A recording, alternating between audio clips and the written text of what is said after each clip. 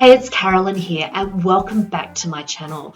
I'm a career coach and the founder of the Straight to Shortlist Challenge, and I've helped hundreds of skilled migrants just like you find their first professional job here in Australia, even without local experience. Now, I'm filming this video because I know when you search on YouTube how to find a job in Australia, you'll come across a lot of vloggers giving their perspective of when they arrived in Australia and how they got their first professional job. The trouble with this advice is that it's advice coming from one perspective. And while some of the advice is well-meaning and some of it's good, some of it's also pretty basic, like they'll tell you that you need to have a CV. Now, I reckon you know you need to have a CV, and your question is more around, what should I put on my Australian CV? Or what are Australian employers expecting from my CV? So in this video, I'm going to give you 5 tips that have worked for my clients time and time again to land their first professional job here in Australia.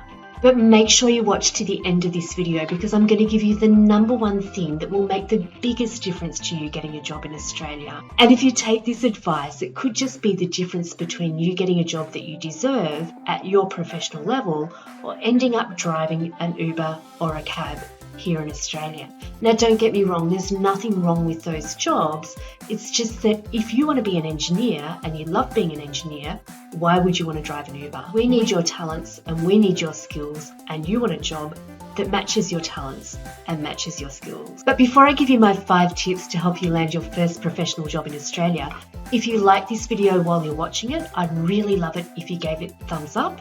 And if you like this video in its entirety, I'd really love it if you subscribed. Okay, so my tip number 1 is to Australianize your CV. So to create a CV that is acceptable to Australian employers and acceptable to Australian recruiters. And I'm going to share with you a CV that's worked really well for many of my clients who've been looking to land their first professional job here in Australia.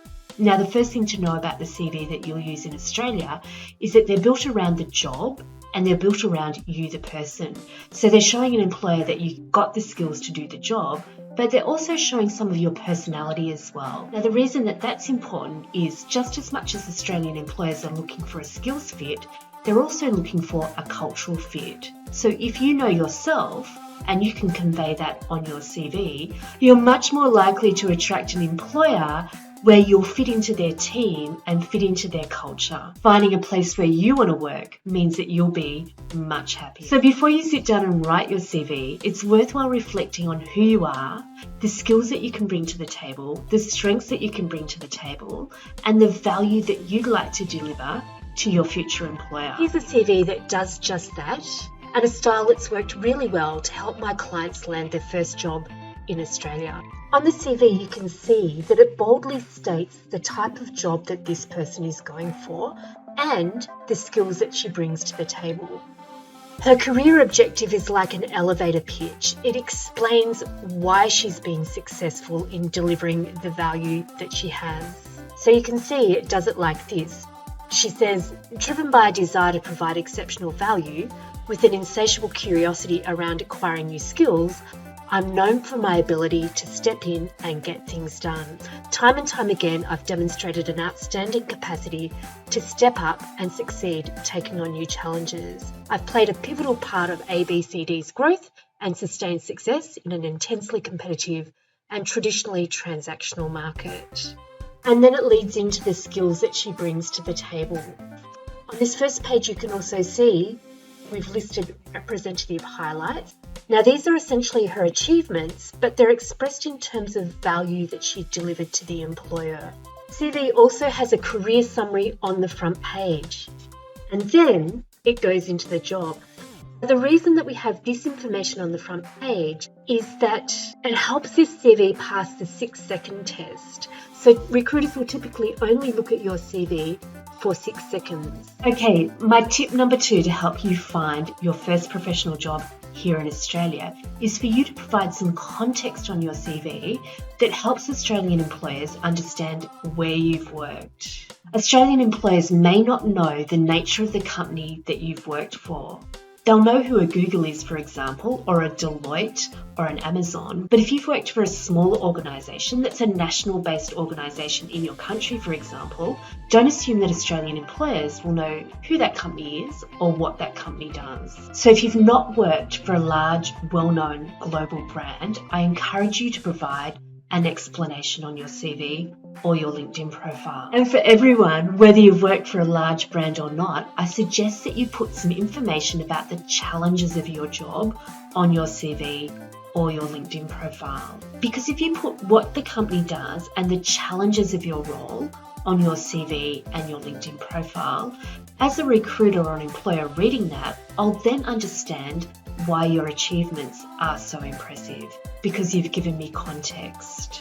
Here's what that looks like on Mary's CV. So we've put here underneath her first job a description of what the company does.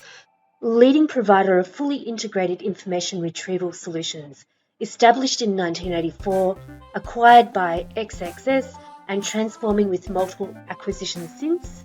Clients include Tier 1 corporations and government.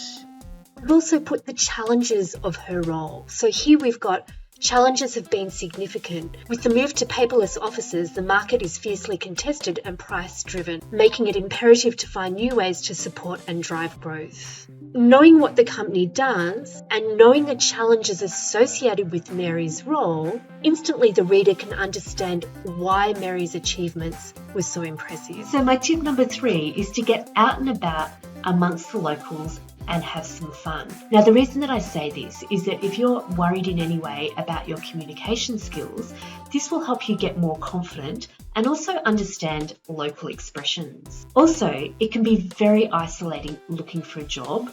When you look for a job by yourself, your world can close in. Your perception of what you can actually do will shrink, and it can shrink without you knowing it. So getting out and about amongst your professional peers will have a normalizing effect, as you'll realize that you're just like them, and hopefully you'll realize you're equally as capable as them. The other thing about getting out and about amongst people is lots of jobs in Australia are found through your connections and found through who you know. So have a look for things that you'd enjoy doing on Meetup, on Instagram, on Facebook, or on Eventbrite. They're great places for finding fun activities to do in your spare time or on the weekend. So my tip number 4 is to make sure your LinkedIn profile is up to date. The reason I say this is that you want to put yourself at the centre of the network that you want to attract. Now, Australians are really big LinkedIn users. Now, to help you out, I've created a big playlist of videos on how to create a great LinkedIn profile. You should be able to find it just about here. You want to get onto LinkedIn because Australians are big users of LinkedIn and recruiters are headhunting off LinkedIn all the time. So having an up-to-date LinkedIn profile is going to put you on the radar of recruiters, of employers, and at the centre of a network. And as I mentioned before, a lot of jobs in Australia are found through people that you know. Now, tip number 5 is my biggest tip ever. I don't want you to rely on job boards or advertised jobs. Seriously, don't. The truth is that no matter how good your resume is, if you're competing against a lot of equally skilled locals, guess who gets shortlisted first?